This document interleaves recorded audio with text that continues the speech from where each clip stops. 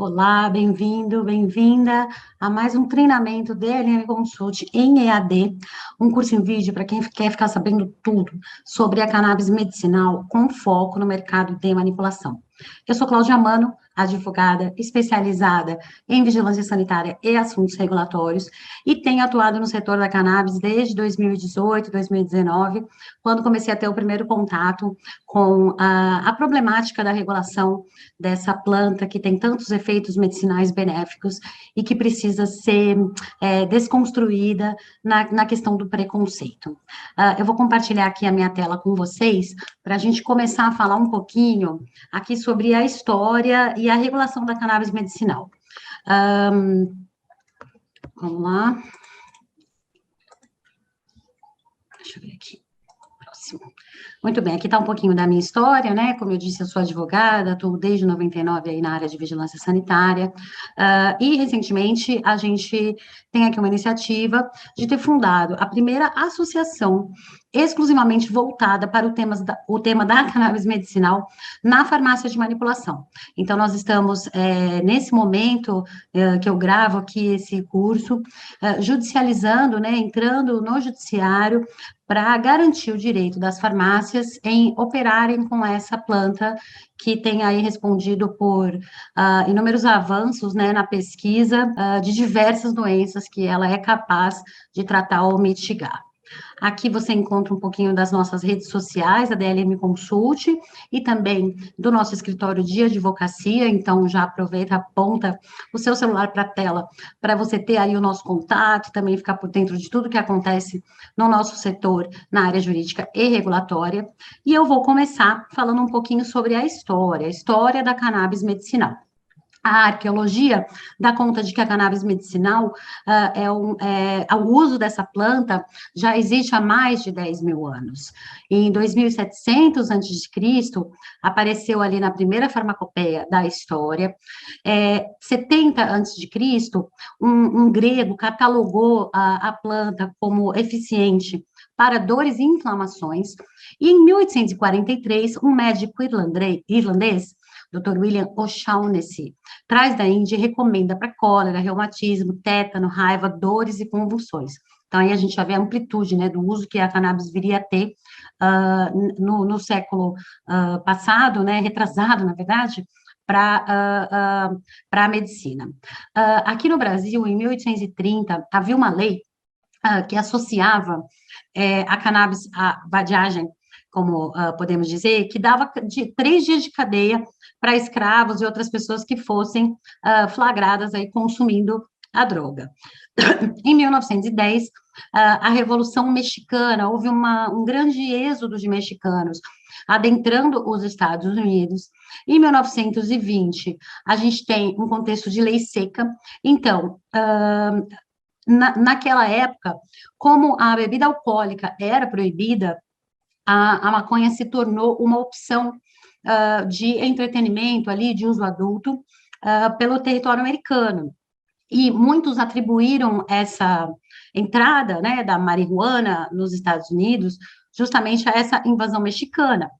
E aí a planta acabou respondendo por reforço de estigmas e preconceitos contra os imigrantes já naquela época, focando aí, teve uma campanha, né, em 37 ela acaba sendo proibida nos Estados Unidos, mas houve uma campanha ostensiva, né, para associar o uso da cannabis a comportamentos violentos, que a gente sabe que não existe, e criminalidade, né, e outros desvios comportamentais, digamos assim, de cunho social. Em 1924, a ONU, né, fez ali a convenção sobre drogas, né, e em 38 saiu aqui no Brasil a primeira lei, na era Vargas, que tratava sobre a fiscalização dos entorpecentes, essa lei que vigorou até 2006, que foi quando foi promulgada uma nova lei federal para tratar do assunto dos crimes relacionados a uso e tráfico de drogas.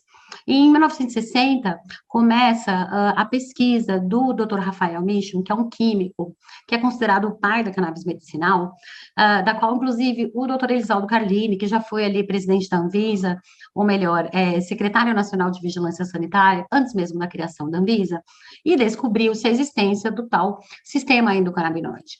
Ou seja, são receptores que estão presentes em vários órgãos do corpo humano, receptores CB1 e CB2, que conversam, então, com os ativos presentes na planta da cannabis. Daí também os estudos ainda serem muito iniciais e embrionários, até por conta do preconceito, mas de haver uma gama imensa de possíveis aplicações para a cannabis no campo da medicina, por conta dessa constatação de que há um sistema endocannabinoide existente no organismo humano e que ele pode ali interagir com os ativos que a planta produz. No fim do século XX, o marinol e o dronabinol são aprovados para tratamentos de pacientes com câncer e HIV, justamente para esse efeito colateral, né, da quimioterapia, no caso do câncer, náuseas e vômitos, enfim, e aí, então, entra esse derivado da cannabis aí na lista de drogas reconhecidas para esse uso. Em 95, a Califórnia, que é sempre um estado muito pioneiro na revisão, né, de normas e na quebra até de tabus políticos e sociais, a Califórnia aprovou, então, a Lei da Compaixão, e o Canadá e a Holanda criaram regulamentos para a produção e o uso da cannabis medicinal.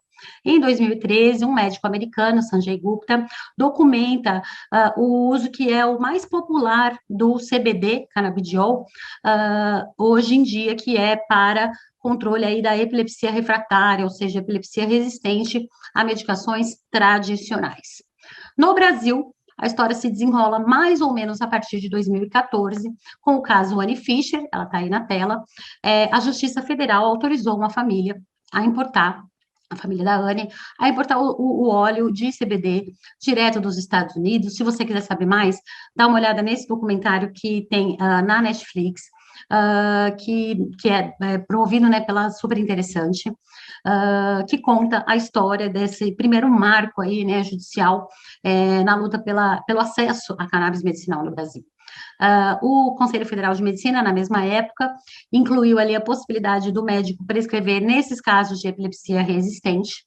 E em 2015, a Anvisa aprovou uma norma excepcional de uso compassivo, ou seja, que permite ao paciente realizar a importação direta de produtos que forem prescritos por seus médicos, marcas de produtos, enfim, havia 4 marcas ali listadas, por pessoa física para uso próprio. Também surgiram as primeiras associações de pacientes para cultivo de cannabis e extração de óleo para tratamento dessas doenças, pacientes esses cujas associações vêm entrando na justiça, eles às vezes individualmente ou coletivamente, através das associações como a Abraça e a Esperança, por exemplo, em João Pessoa, na Paraíba, pleiteando os habeas corpus preventivos, que nada mais são do que salvos-condutos emitidos pelo judiciário, para que aquela pessoa que venha realizar o plantio para uso próprio e fins médicos comprovados, não venha a sofrer aí restrição de liberdade por estar atuando com uma droga que ainda é ilícita no país. A cannabis ainda é uma droga ilícita no país. Em 2016, a Anvisa alterou a lista da portaria 344, que é a nossa velha conhecida, né, gente, a portaria de controlado, para incluir os derivados da cannabis na lista de substâncias com uso permitido no Brasil. Nós vamos ver em quais listas estão mais à frente.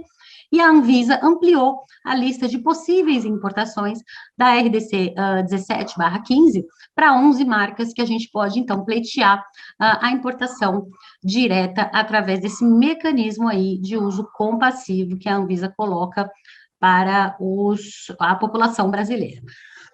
Em 2017, foi aprovado o primeiro registro de medicamento no Brasil, contendo ali THC e CBD, que é o Mevatil, aqui no Brasil é essa marca, mas que fora do Brasil é conhecido como Sativex em outros países, e o tema também acaba entrando ali na agenda regulatória da Anvisa dos 3 anos que se seguiriam.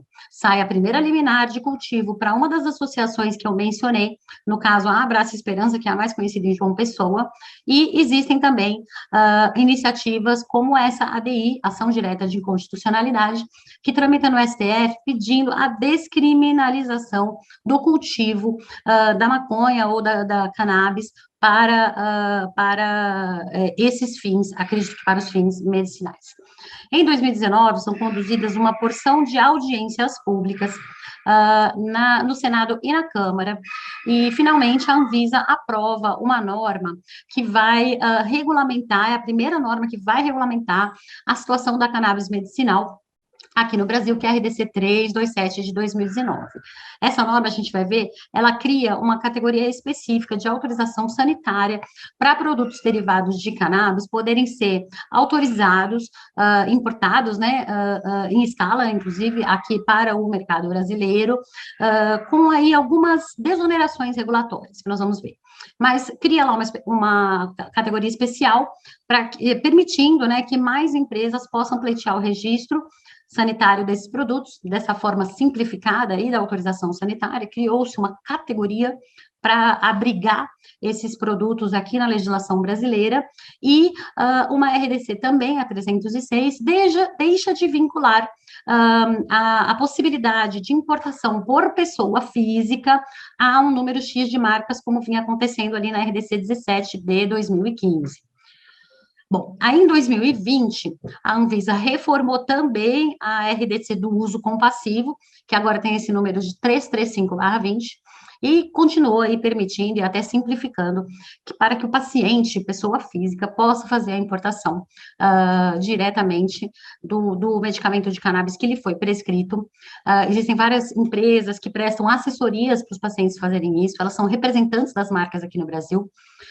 Foi também em 2020 que uma indústria nacional, a Prate Dona Dulce, adquiriu a primeira licença do tipo autorização sanitária para um CBD nacional e sintético.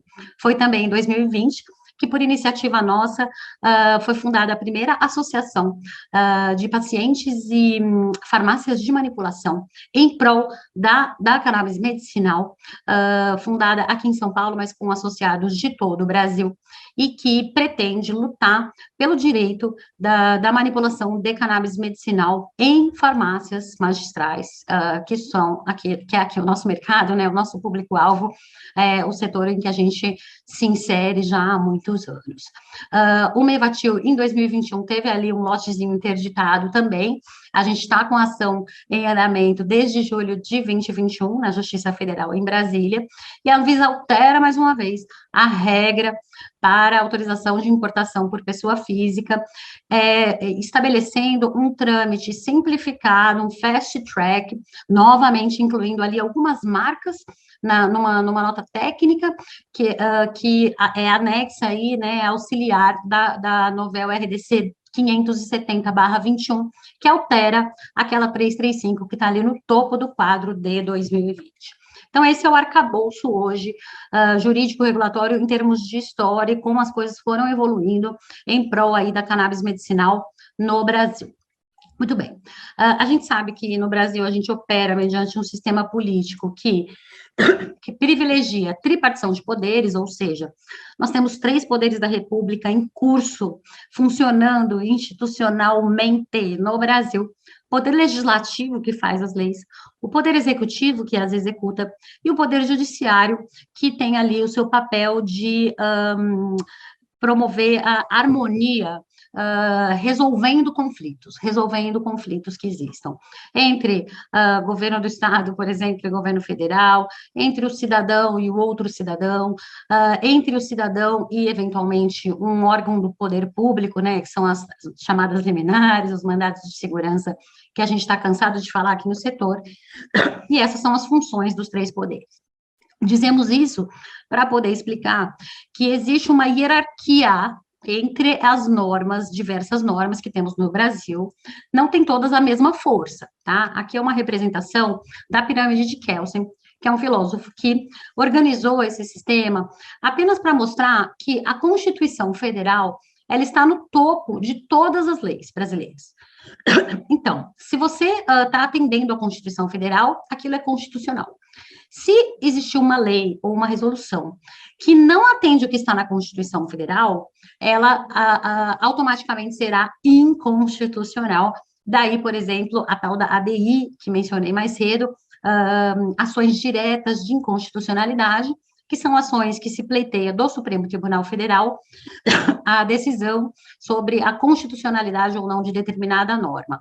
Abaixo da Constituição, as leis, que são aquelas promulgadas diretamente pelo Poder Legislativo, ou seja, Câmara dos Deputados, Senado Federal, em âmbito federal, e Câmara dos Vereadores, em âmbito municipal, e Assembleias Legislativas dos estados, todos esses órgãos, deputados e senadores e vereadores, fazem, às vezes, de legislar. São eles que, tendo ali uma pluralidade, uma representatividade, que teoricamente representa ali, né, a totalidade da população brasileira, tendo ali uma multiplicidade de atores, né, dentro dessas casas legislativas, entende-se, portanto, que tudo aquilo que é discutido neste âmbito pode ter ali a tal da força de lei, e é algo que precisa valer,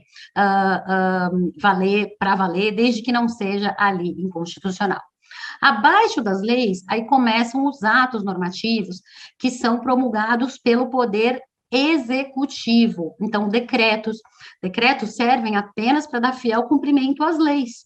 Então, se uma lei diz é necessário uma autorização da Anvisa para importar medicamento, o decreto vai poder dizer, olha, para conseguir essa autorização, é necessário cumprir esses e esses e esses requisitos, de modo que a gente tem aí o poder executivo, de fato, limitado a executar o comando que já está previsto numa determinada lei. E muito abaixo disso, temos as portarias, as resoluções e as instruções normativas, que são atos normativos expedidos por órgãos como a Anvisa, o Ministério da Agricultura, os conselhos federais, por exemplo, que regulam o exercício de profissões, enfim, Conselho de Farmácia, Conselho de Medicina, Ordem dos Advogados do Brasil, são todas normas inferiores, né, que vão ali ter que respeitar o que está dito nas leis e o que está dito também na Constituição Federal.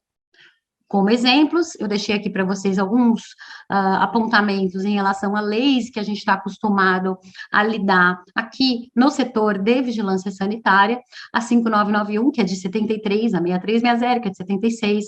Uma outra lei que é considerada, né, desta forma, é o Código de Defesa do Consumidor, que é a Lei 8078, e por aí vai. E aqui também a Lei de Controlados, que é a 11343, que, como já falamos, né, substituiu aquela lei de 38 da Era Vargas, que tratava ali da lida com entorpecentes no âmbito criminal, da punição penal no Brasil. Aqui alguns exemplos dos decretos também que regulamentam essas leis, e abaixo da pirâmide estão as portarias, resoluções e instruções normativas. No campo da legislação brasileira, agora já olhando para quais são as leis e o que diz a Constituição Federal dentro do que a gente pode encaixar aqui no tema da cannabis medicinal, a gente vai encontrar o artigo 196 da Constituição Federal, que diz, gente, que a saúde é um direito de todos e é um dever do Estado, e que ela deve ser garantida mediante políticas sociais e econômicas que visem redução do risco de doenças e outros agravos, e o acesso universal e igualitário às ações e serviços para promoção, proteção ou recuperação. Aí a gente vai ver que tem a Lei 11.343, que é essa que trata dos crimes de tráfico, por exemplo, que é da política antidrogas, e que ela proíbe o cultivo, plantio, cultura e exploração daqueles vegetais de onde possam ser extraídas as drogas, exceto se tiver autorização legal ou regulamentar. Então, aqui, exceto se tiver autorização regulamentar ou legal, a gente já enxerga que existe sim uma competência dada por lei para a Anvisa para autorizar o trabalho com insumos e substâncias que são listadas como drogas. Existem drogas que são ilícitas, como é o caso do CBD. A cannabis é planta proscrita, mas o CBD é uma droga lícita, o THC também. Então, essa autorização legal ou regulamentar nada mais é do que a autorização especial, que toda farmácia praticamente já tem. né? Exceto as que não operam com controlados, não desejam, mas em geral, toda farmácia ali acaba tendo a sua autorização especial justamente para lidar com as substâncias. E aí, descendo na base da pirâmide, substâncias da portaria 344, que está logo abaixo, que é justamente a lista que a Anvisa organiza, dizendo, olha, isso é droga ilícita, isso é droga lícita, essa daqui, para você poder trabalhar, precisa de uma prescrição da cor tal, talonário numerado, dosagem X, sais e ésteres, isômeros, e vai classificando as substâncias dentro do grau de risco, entre psicotrópicas, entorpecentes, né, tem alguns hormônios que estão ali, então a gente vê que a portaria 344 abrange um nível de controle dentro aí da boa prática farmacêutica e medicinal, de diversas substâncias que, apesar de serem especialmente controladas, daí o nome autorização especial, elas são lícitas e podem ser trabalhadas, prescritas por médicos e dispensadas por farmácias, por exemplo, magistrais ou drogarias, que são as farmácias sem manipulação.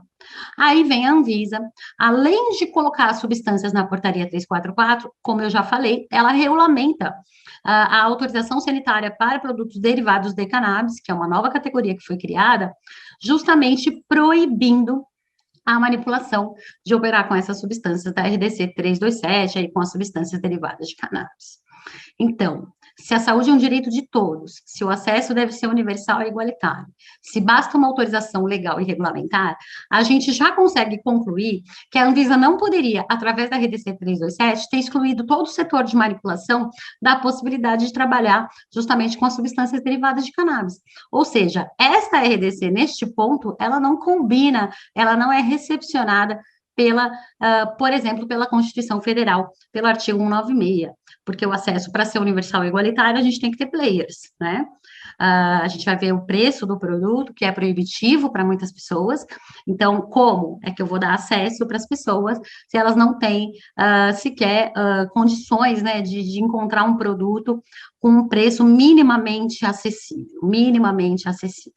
Bom, isso aqui é uma tela que a gente retirou do webinar da Anvisa, de agosto de 21, onde tivemos ali um outline, né, do que seria hoje a situação na Anvisa de produtos de cannabis autorizados. Aqui eles estavam falando em 4, mas eu estou gravando esse curso agora em março de 2022, e já temos, se não me falha, 14 produtos de cannabis autorizados dentro daquela RDC 327, que é aquela categoria especial que comentei mais cedo, tá?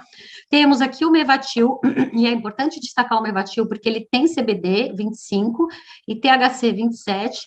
Os produtos que são importados, que, como já falei, são representados por marcas, por representantes de marcas aqui no Brasil, que também te ajudam a trazer para seu uso próprio. Você sendo um paciente, você pode procurar diversas empresas de cannabis para localizar ali o produto que foi prescrito pelo médico e poder fazer a importação direta dentro da regra do uso compassível, do compassivo, e a gente tem na Anvisa também diferentes empresas discutindo como regularizar diferentes produtos. Essa é a situação que trouxe a Anvisa aí no âmbito de um webinar ocorrido em agosto de 21. Como a gente tem um medicamento específico registrado, nós temos isso com CBD e THC, nós temos bastante claro aqui o conceito de que houve, por parte da Anvisa, a avaliação da eficácia e da segurança dos insumos que estão ali presentes no Mevatil. Então, não é um argumento válido mais para a Anvisa dizer que deixa de permitir a cannabis, por exemplo, na farmácia de manipulação, porque o insumo da cannabis não teve sua eficácia e segurança avaliadas. Porque teve. Muito embora na RDC 327, pelo menos nos 3 primeiros anos, seja permitido à indústria importar, né, fabricar ou importar produtos terminados, acabados, com CBD e 0,2% de THC, e sem passar pela comprovação de eficácia e segurança, isso não significa que a Anvisa nunca tenha se debruçado na eficácia e segurança do CBD e THC, porque nós temos o registro do Mevatil, que ocorreu aí já há algum tempinho atrás, e que está válido no Brasil, tá? Então, sim, temos eficácia lá. A gente fala e a gente mostra que tem, sim, eficácia e segurança avaliada pela Anvisa e aprovado esse registro ali em 2017. Ah, Brasil! É isso! Muito bem. Os tais RDC 327, esses daqui são os primeiros que foram registrados ali na Anvisa, que possuem as autorizações sanitárias, como a gente pode ver, são produtos que têm marca, né? Tem ali diferentes dosagens, isso aqui são exemplos, né, dos produtos que estão aprovados. Aí, também esse estudo a gente fechou por volta de fevereiro de 22, né? Quando você estiver assistindo esse curso, pode ser que hajam muitos outros também aprovados nessa modalidade específica de autorização sanitária para CBD, produtos com THC até 0,2%. Muito bem. Como eu venho dizendo desde o primeiro momento que comentei sobre a RDC 327, a Anvisa achou por bem incluir uma proibição para que a farmácia magistral opere com produtos derivados de cannabis.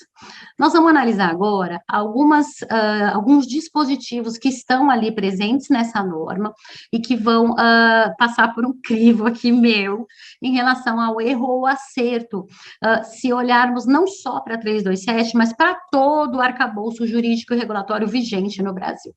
Então, o artigo 10, ele já delimita ali que não podem, como autorização sanitária, somente produtos via oral ou nasal. Então, já não pode, nem cosmético, nem fumígeno, nem produtos para a saúde, que são os tais correlatos, ou equipamentos médicos hospitalares, enfim, kits de diagnóstico, outros produtos, né, que não se enquadram como medicamentos, e nem como alimentos. Então, nenhuma dessas categorias ainda é permitida, ou seja, o CBD, às vezes, ele sai lá dos Estados Unidos como um suplemento, e ele chega aqui, ele vira medicamento, por força dessa regulação que coloca ele como medicamento especialmente controlado dentro da portaria 344.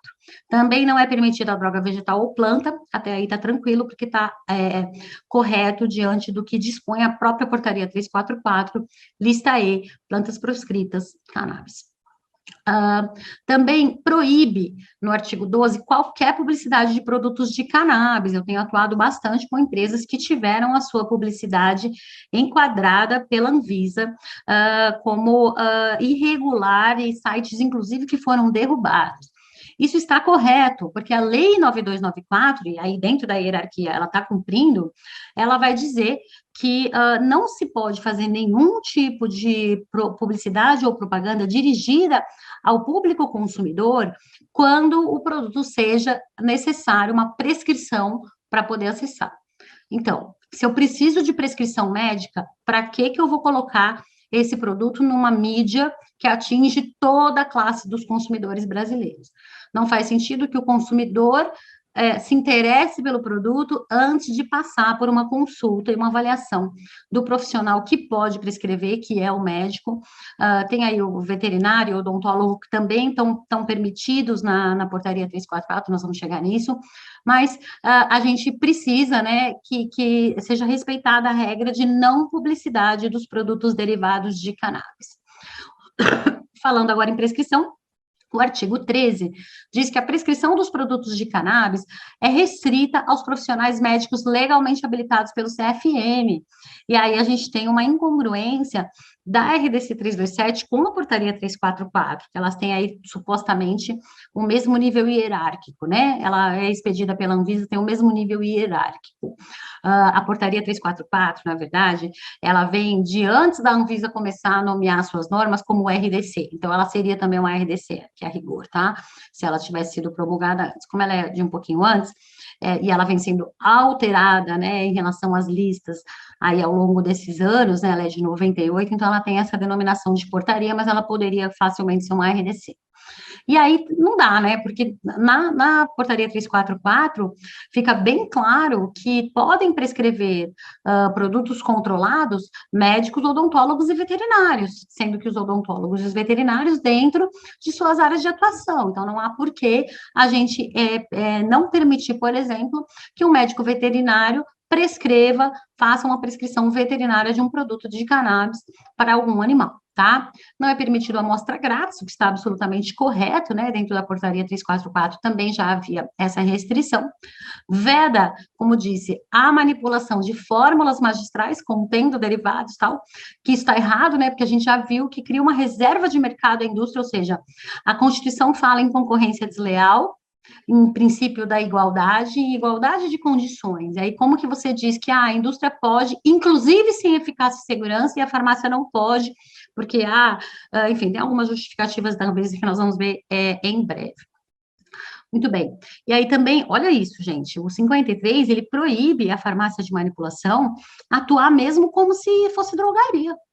É um equívoco, né? Um erro crasso aqui da Anvisa na redação da legislação, porque não existe, né, como a gente evitar que só as farmácias que manipulam não possam vender na qualidade de drogarias, que também são, o produto pronto, né? Não faz o menor sentido, o que evidencia ainda mais a reserva de mercado que a Anvisa procurou fazer, sim, para a indústria farmacêutica no momento de fazer a regulamentação da cannabis. Felizmente, a gente tem aqui alguns pareceres e notas técnicas da Anvisa, inclusive no processo da Farmacan, que eu estou atuando como advogada desde o início, aonde a Anvisa diz que, olha, isso daí realmente foi um equívoco, tal, pode sim dispensar, mas a gente não tem nada oficial ainda do órgão nesse sentido, a não ser essas manifestações aí pontuais no nosso processo judicial. Muito bem. Quais são os argumentos da Anvisa contra a manipulação? O que a Anvisa fala como justificativa para não poder fazer manipulação? Dificuldade de fiscalização. São muitas farmácias, a gente não consegue, tal. Mas, pera, você tem ali a fiscalização dos estados e municípios colocada, ativa, atuante. Vocês recebem a vigilância sanitária, ela vem, ela pesa os controlados. Então, como assim está difícil fiscalizar, né? E também não é pretexto, né? Está difícil fiscalizar, então não faz, então proíbe. Então proíbe todo mundo, ou libera para todo mundo, ou proíbe para todo mundo. Diz também a Anvisa que haveria um risco de desvio das substâncias, imagina, que a farmácia de manipulação, então, esquece, né, que a farmácia é provida, por exemplo, de armários com guarda de chaves, acesso restrito para todo e qualquer produto controlado. Se esquece que a farmácia de manipulação é obrigada a escriturar grama por grama todos os controlados no SNGPC, então também não há fundamento nessa fala que aponta para um risco mais elevado de desvio de substâncias. O risco é igual a qualquer outro controlado que a gente já atua, que a gente já trabalha. Os sistemas da qualidade das farmácias não seriam, segundo a Anvisa, maduros o suficiente, também é uma grande falácia, né? Nós recebemos os laudos dos fornecedores, nós repetimos as análises, nós temos laboratórios de controle de qualidade externo para confirmar qualidade de insumos, a gente é obrigado a mandar lá, né, fazer o rodízio das amostras e enviar para fora para analisar, ou seja, monitorar, sim, a qualidade daquilo que a gente coloca no mercado. A Anvisa também alega que os estudos ainda são muito preliminares, que a eficácia e segurança não está bem estabelecida, como eu já disse, né, temos o Mevatil, então esse argumento já cai por terra, e estudo é estudo, né, a ciência vai avançar, e a gente vai ver como e em que circunstâncias a gente pode, médico prescrever, farmacêutico aviar, dentro da melhor ciência, daquilo que vai vindo, né, numa evolução aí de estudos. A Anvisa diz, olha, não precisa manipular, porque, poxa, já liberei importação direta, já liberei uma categoria de industrializado, para que precisa manipular, né? Que é um argumento que também é vazio diante da livre concorrência do livre mercado, e também de toda a regulamentação a qual a farmácia magistral está submetida obrigatoriamente, e que a coloca, sim, em pé de igualdade com a indústria, havendo apenas a diferença da escala, para operar com segurança, qualidade, né, com tudo que precisa para que um bom produto, um bom medicamento chegue às mãos do público consumidor para tratar aí dos seus males.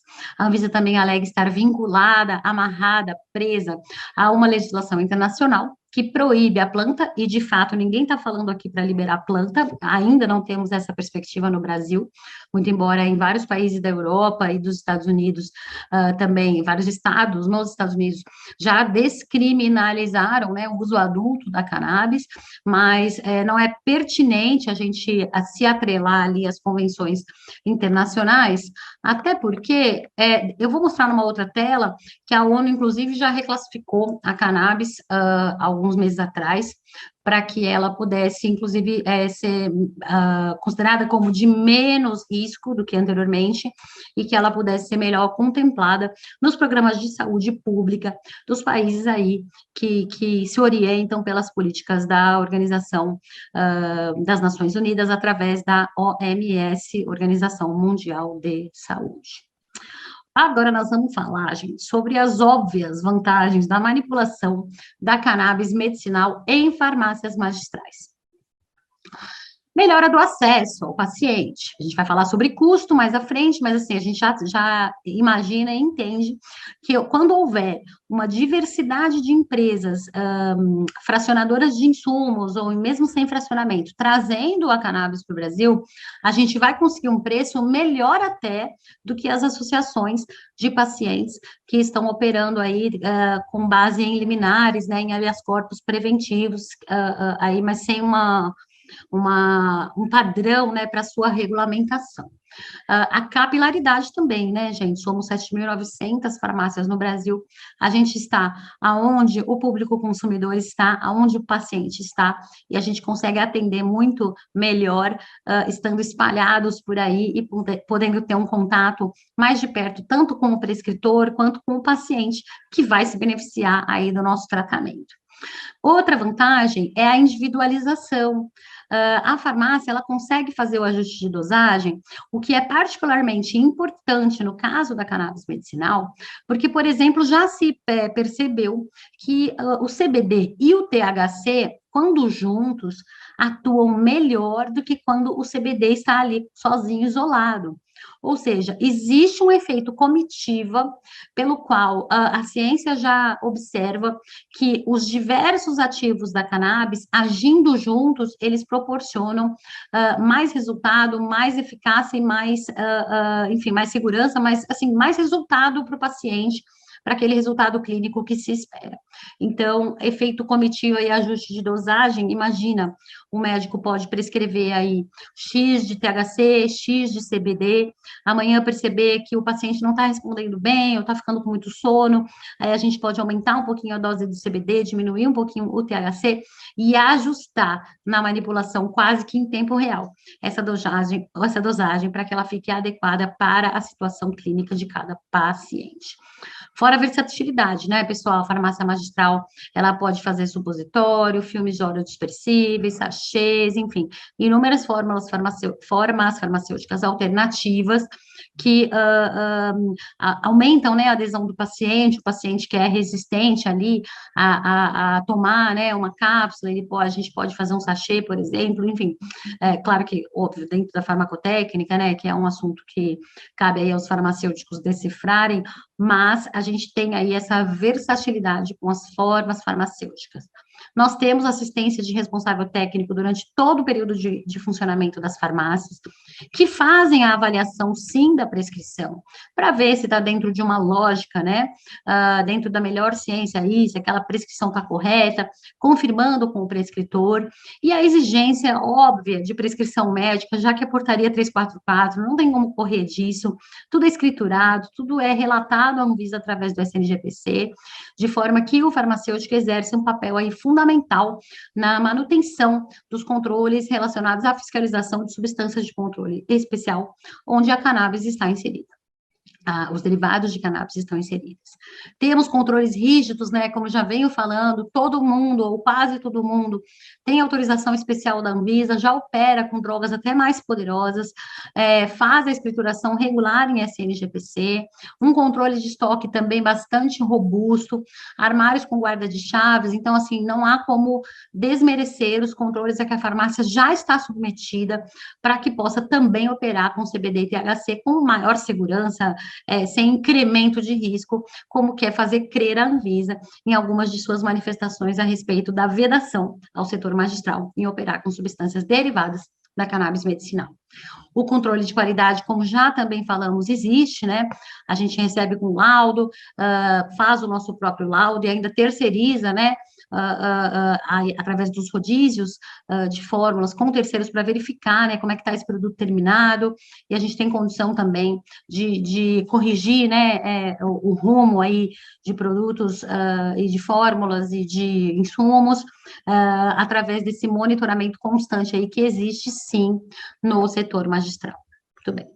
Aqui a gente está fazendo um pequeno estudo de listas, que é para você ter aí como um guia, né, para o momento que você for trabalhar com a cannabis medicinal, qual será a prescrição, então?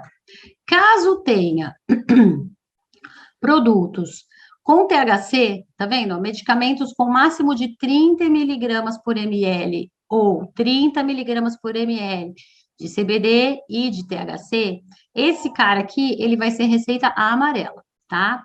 O dronabinol sintético também, os medicamentos regularizados com autorização sanitária acima de 0,2, que é uma coisa meio X para mim, porque que eu saiba na 327 não permite, né, essa regularização através da autorização sanitária, seja como for, a Anvisa já deixou bem claro aqui, que quando tiver mais que 0,2 de THC, é lista A, é amarelo o receituário médico que poderá ser utilizado, ok? Ainda no campo das listas da portaria 344, e analisando junto com a 327 também, a gente encontra, então, na lista B1 de substâncias psicotrópicas prescritas na receita azul, que aí já aviso que não pode usar certificado digital para nenhum talonário numerado, tá, pessoal? Nem para produtos que estão na lista A, nem para esses B1, por exemplo, que é amarela e azul, esses daí a gente não pode usar certificado digital ainda, tá? Mas estão sujeitos a B1 justamente os autorizados mediante a 327 ali, que é o 0,2 de THC ou tetrahidrocannabidiol. O CBD sozinho, tranquilo, sintético, tá na lista C1, ó, receita branca, sucesso suave, hein, pessoal? Então, a gente não tem por que achar que é um bicho de 7 cabeças a farmácia magistral operar com uma coisa que ela já está mega acostumada em vários itens ali dessa lista. A gente trabalha no dia a dia da farmácia, então não tem motivo para isso estar acontecendo. Por fim, né, como também venho falando, ninguém aqui está falando da cannabis recreativa, ainda não estamos maduros no Brasil para isso, tanto que a cannabis sativa está prevista como uma planta proibida, assim como, por exemplo, os canabinoides sintéticos, né, e as classes estruturais lá que a Anvisa colocou, tá tudo na F2, tá? Na dianteira dessa história, ainda de forma conservadora, preciso acrescentar, a ONU, a Organização Mundial de Saúde, né, que está vinculada aí à Organização das Nações Unidas, decidiu retirar a maconha da lista de drogas mais perigosas ali, de suas listas de entorpecentes, aquelas que a gente falou lá nas convenções internacionais, que também é um argumento da Anvisa, que ela está amarrada com isso. A World Health Organization, ela possui uma junta de fiscalização de produtos controlados, que é a GIF, que inclusive é abastecida aqui com os dados que a Anvisa coleta no SNGPC, a gente manda para o GIF, para saber como que está o consumo de emagrecedores, orexígenos, como é que está a morfina, o que que o Brasil está usando, né? O que que está precisando aí, o que que a gente não tem cultura, o que que a gente usa mais, tal. Então, tem esse controle por parte dessa organização mundial. E aí a ONU foi lá e falou, olha, também não é bem assim. Então, colocou nos seguintes termos, isso é o que estava lendo agora. A Convenção de 61 diz quem são os narcóticos, tá? E daí nela tá lá cannabis, extratos e tinturas. Então tá. Lista 1, que é menos restrita do que a lista 4, tem agora, então, a flor ou o fruto de cannabis e as resinas, extratos e tinturas, tá? A lista 4, que é mais restrita, ficou com a flor ou fruto de cannabis e a resina. Então, já alguma coisa passou para lá, né? Passou para uma lista menos restrita. E a de psicotrópicos, que aí a gente vai entender, né, que o THC é o que tem o efeito psicoativo, ela prevê da seguinte forma, né, na lista 2, que é a menos restrita, que está sujeita a risco moderado de abuso e potencial terapêutico de baixo a moderado, a gente tem o delta 9 de THC, que é bem famosão por aí. E o outro, o THC, né, ele está aqui numa lista mais restrita, com risco alto de abuso e com baixo potencial terapêutico. Então, também a gente ainda espera que isso aqui melhore ao longo dos anos, mas também não dá mais para dizer que, porque a ONU, porque a lista internacional, não, porque já mudou, já mexeu, a Anvisa, vamos embora, vamos embora. Conselhos profissionais, resolução do Conselho Federal de Medicina 2113, limita-se a canabidiol, e dá uma limitada também na autonomia dos médicos, né? Porque fala que, olha, você pode prescrever para epilepsia refratária somente, mas a gente sabe que os médicos brasileiros estão prescrevendo cada vez para mais coisas, tá? Então, tem diversos usos, fibromialgia, dor, tratamentos de pacientes com câncer, tratamento de pacientes com HIV, enfim, tem uma porção de patologias que os médicos já estão fazendo uso, né, da cannabis medicinal, até porque a Anvisa autoriza, por exemplo, o médico a trabalhar no esquema do off-label, ou seja, fora do que está previsto na bula do medicamento. Então, o Mevatil, ele está lá focado na epilepsia refratária e tal, mas não significa que o médico não possa, né, prescrever fora dessa condição para poder trazer aí um ganho à saúde desses pacientes, até porque o paciente também concorda, né, em receber aquele tratamento e ele deve ser livre para dispor do seu corpo, meu corpo, minhas regras, tá? Para dispor aí do seu corpo, no sentido de, mesmo que aquilo não seja algo já estudado à exaustão, que ele queira tentar ali um tratamento A, B ou C, tá? O Conselho Federal de Farmácia também regulamentou a atuação do farmacêutico na dispensação, né, porque estamos restritos a isso por enquanto pelo arcabouço regulatório, limitando aí, né, a dispensação, mas falando como trabalhar. Gente, aqui a gente já viu o seguinte, que outro insumo, que outro ativo, que outra droga, precisa ter uma resolução só dela lá no Conselho de Farmácia, por exemplo. Né? Então, a gente vê que toda essa forma de regulamentação, ainda muito embrionária no Brasil, ela vem de um pensamento conservador, preconceituoso, que demonizou a cannabis desde lá da guerra às drogas, que foi deflagrada nos Estados Unidos, na época do Henry Kissinger. Tá?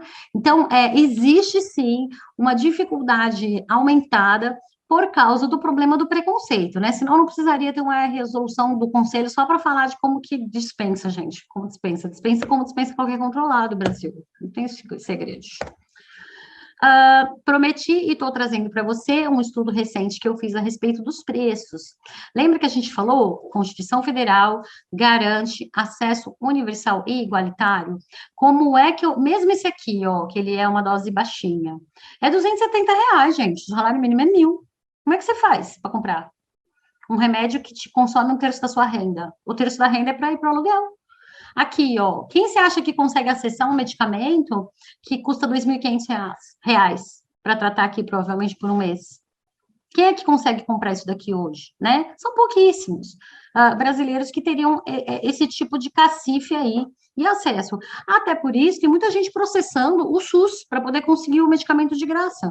Que é uma coisa que também não faz sentido, porque, assim, se as pessoas estão processando o SUS, gente, para conseguir medicamento gratuito, porque é muito caro. Você concorda que se a gente tiver manipulado, que isso derrube o preço, a gente vai ter muito mais acesso e um prejuízo bem menor aos cofres públicos, porque ninguém vai precisar ficar processando o SUS, porque vai ter opção aqui terapêutica com custo acessível?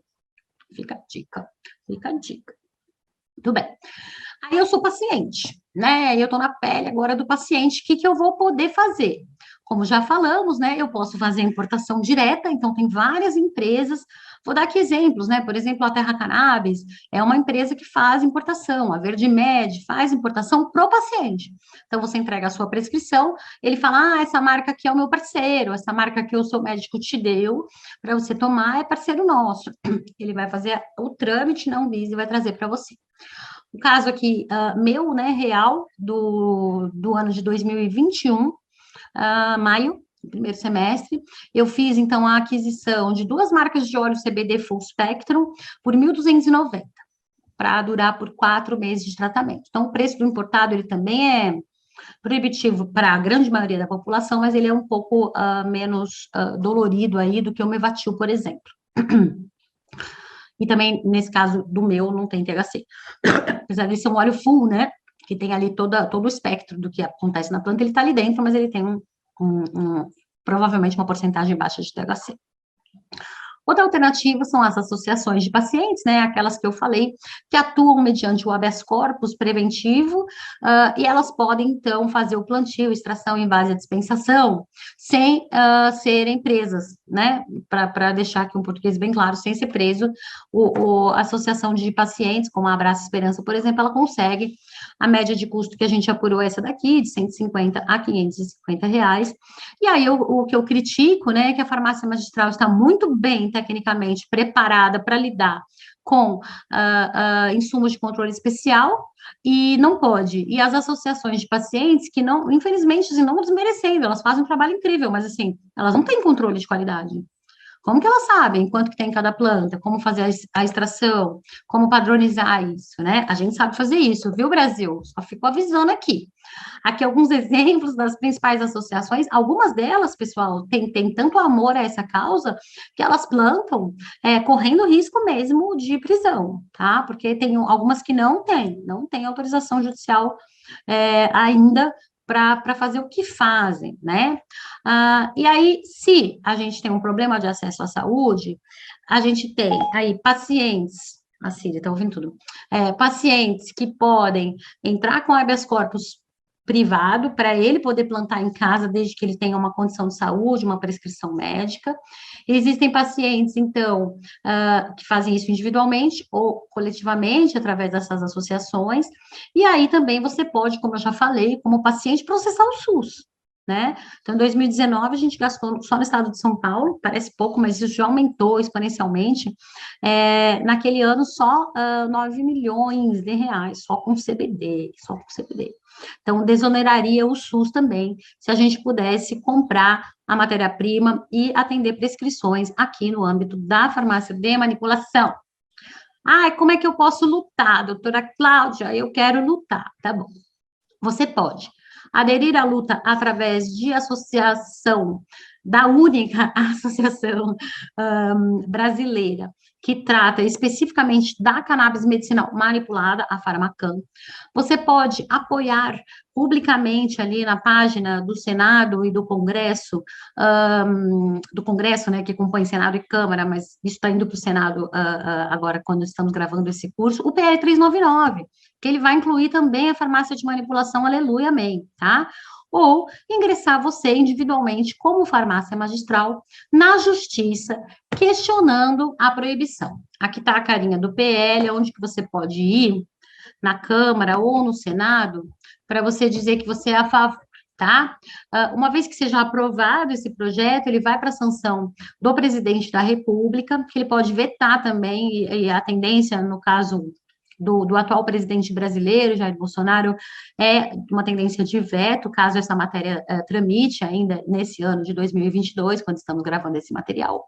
Após o Senado, vai para a sanção, né, presidencial, ele pode vetar, mas se ele vetar, o Congresso, né, que é Senado e Câmara, tem aí a possibilidade também de derrubar esse veto e fazer a lei entrar em vigor, mesmo sem a sanção ali presidencial. O PL, ele altera a lei antidrogas, olha que lindo. E fala, vai dizer, então, o que vai poder fazer, vai ter uma lei que vai falar o que vai poder fazer com cannabis. Inclui cultivo, pesquisa e estudos, armazenagem, transporte, descarte de extratos de plantas e seus derivados, vai tratar dos medicamentos para uso humano e veterinário, o veterinário está zero regulamentado, assim, ninguém sabe o que fazer, controle especial, né, dessa categoria de produtos, vai retirar a restrição de critério terapêutico, né, vamos lá habilitar o médico ou o veterinário para fazer aí a avaliação e fazer a prescrição do canabidiol, de outros derivados da cannabis medicinal, enfim, em outras formas farmacêuticas, com controle de preço pelo governo, e focando aí no tal do Delta 9, de THC, e no CBD, pelo menos, para que tenha aí um perfil analítico minimamente razoável, para a gente poder saber qual é o padrão mínimo de qualidade do CBD, do THC, dos derivados em geral. Vai também regulamentar cosméticos, alimentos, suplementos e uma indústria de fibras e tecidos. Por exemplo, a fibra da cannabis ou do cânhamo pode ser utilizada para fazer tecido, para fazer tênis, para fazer paraquedas, para fazer roupas reforçadas. Havia já isso, né? Havia tênis Nike de cânhamo, já houve isso no mundo, e aí não vai poder, né? Nem o chazinho e nem a forma fumada. Vai prever, sim, ter regras para manipulação nas farmácias magistrais e também vai ter aí a regra das associações de pacientes. Muito bem, como a gente ainda tem uma proibição na RDC 327 de 2019, aqui eu separei alguns exemplos, e existem inúmeros outros, de manifestações positivas do Poder Judiciário, dizendo o seguinte: querida Anvisa, a sua resolução criou uma distinção entre farmácias de manipulação e as que não têm, que são as drogarias. Você só autoriza um grupo a fazer. Entretanto, isso não pode, Brasil, carece de amparo legal, afronta a liberdade econômica, etc. Outra aqui, ó. Cria reservas de mercado sem suporte na lei. Há de ser afastada porque não cumpre o tal princípio da legalidade, que é eu somente sou obrigado a fazer ou deixar de fazer alguma coisa se for em virtude de uma lei, né? E não de uma RDC e tal, que ela não pode contrariar a lei, né? A gente já cobriu isso, com outras palavras, no início dessa aula. Então, o juiz aqui ainda fala assim, ó, não é que você, Anvisa, não vai poder fiscalizar, vai lá, olha, vê que está bom, mas você não pode proibir. É simplesmente isso, tá? E assim, outras e outras, inúmeras, tem várias. Tem negativa também, mas tem várias positivas muito legais, até porque o tema da cannabis ganhou muita mídia, né? Então, acho que o juiz que vai ali pegar a causa, ele já tem uma outra sensibilidade, né? Diferente de eu chegar lá para um juiz, por exemplo, falar de um SARB, né? De um inibidor receptivo, que nem a sigla a gente consegue dominar direito, que as pessoas não sabem o que é, né? Então, você está tratando aí com um profissional que, como eu, fiz direito, né? Então, tem que lembrar disso. A gente tem uma sensibilidade também do Poder Judiciário, dada a grande cobertura de mídia que o tema vem tendo, né? De aí, pelo menos uns 2, 3 anos para cá. Verifica-se, nesse caso aqui, que o teor da RDC 327, ao vedar a manipulação de cannabis em farmácias e permite que só a drogaria comercialize, está em desacordo com as leis. Gente, está claro, né, que não pode a Anvisa, sob o pretexto de estou com preguiça de fiscalizar, ela vetar todo um setor de operar com algo que ela poderia, que a farmácia poderia operar tranquilamente. Aqui tem uma distribuidora que é a Active no momento também, estamos fazendo esse curso em março de 22, que é a única que está autorizada a importar o canabidiol, porque justamente ela foi à justiça para pleitear esse direito e ela ganhou esse direito. Então, hoje, inclusive, a Active é a única que está fornecendo o ativo de CBD para o setor magistral, para aquelas farmácias que já têm a famosa liminar, né, ou a decisão judicial favorável à cannabis medicinal. Então, aqui a gente tem o reconhecimento lá na Justiça Federal de Brasília do direito de uma distribuidora operar com canabidiol, uma distribuidora que é aqui do nosso setor magistral. Coisa linda, mamãe. Coisa linda mais que Carmen Lúcia não existe. Então, me despeço dizendo que a própria Carmenzinha, linda, maravilhosa, afirmou, por exemplo, que o uso de drogas, ela está falando de outra coisa, tá? Mas no Cannabis Affair, que é um evento voltado aí para temas próprios da cannabis medicinal, e ela afirma, é tão lindo isso, que o uso de drogas não é uma questão de polícia, e sim uma questão de saúde pública. Eu me despeço deixando mais uma vez aqui os meus contatos. Eu sou Cláudia Mano, advogada especializada em vigilância sanitária e assuntos regulatórios e super especializada no setor magistral. Você me encontra aqui nesses lugares que esse QR Code vai te levar e também em diversos eventos no Brasil e fora dele, tratando sobre o tema da cannabis medicinal e muitos outros. Então, esse é mais um conteúdo DLM Consult para você. Espero que você tenha gostado. Acesse as nossas redes sociais, comente, deixa um like, manda foto, marca a gente, que a gente super vai gostar. Namastê para todo mundo. Cannabis medicinal acessível, regulamentada e segura pela farmácia de manipulação? Sim. Beijo e até a próxima.